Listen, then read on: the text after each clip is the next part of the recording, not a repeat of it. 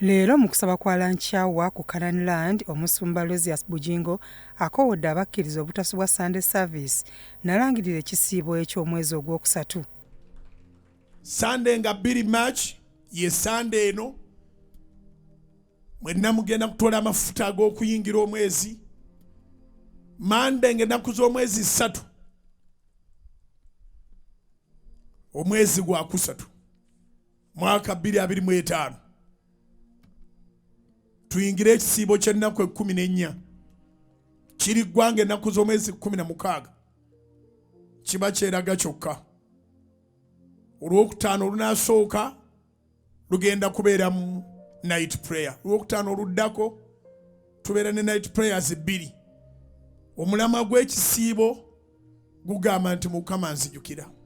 Omusumba Bujingo ategeezezza nti ensi yeetaaga nnyo okumanya Katonda naddala omulembe guno ogujjudde ebisoomooza. Omulembe guno ogwetaaga enjiri nga n'agibulira tatya.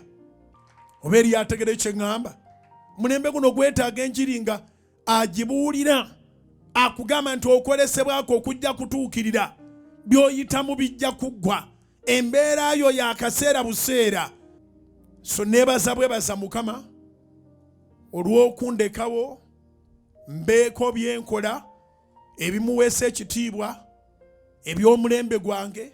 Ekiseera bwe kirituuka akatindi kata abalala ne bakakwata, naye apparently siri muntu akubuulira nga nkuzaamu buzamaanyi mbunabijje mu Bible College. Nze manyi kye bayita okeera ku makya nga social media yonna eri ku ggwe nga teri kalungi ke kwogerako. Kati bw'aba bakwogerako nkugamba kijja kuggwa kubanga kyandiko ne kiggwa. Omusumba agambye nti ab'ebigambo nga bakukwezinzeeko weekwase Mukama omulwanyi w'entalo atalemererwa. Manyi kye kitegeeza okeera ku makya nga gw'oli ku headline z'amawulire nga tebalina akalungi ke bakwogerera, azifu tolina kirungi kye wali okoze mu nsi. Wiiki neggwako, wiiki 2 ne ziggwako, omwezi ne guggwako, emyezi 6 ne giggwako, omwaka ne guggwako, ng'eyo media eringa etalina birala byesobola kukuba ku mawulire gaayo ng'ekubako gwe wekka. Nkimanyi bulungi nga tebakinyumiza bunyumiza.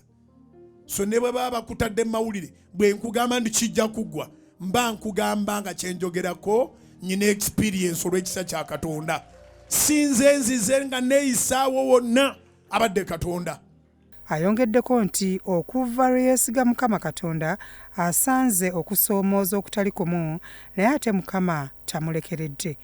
Okusimatuka okufa ne bavunaana ataakuse. Azini siga nti ne bakwata yabadde akutta.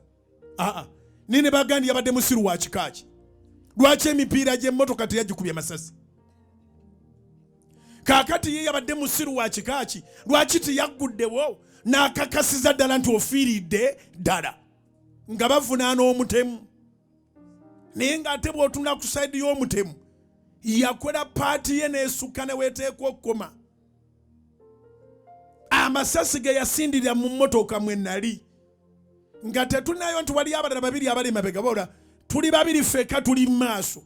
Amasasi ge yasindika mu maaso gatta abantu 10 n'okusoba, naye yagasindikira abantu aba 2. Era amala ggulewo n'okuggulawo. Era oyagala era emipiira agikuba amasasi emirambo gigenda kuvuga. Yakola omulimu gwe, naye ndi omu ku bantu ababaddewo n'empulira abantu nga bavunaana ataakumaliriza nga bwe yabadde omusiru. Alimba talina magezi, toggulawo gwe n'okakasa nti omuntu awedde. Byakasimbazi Yusuf, Crossroads TV, Omunnyo.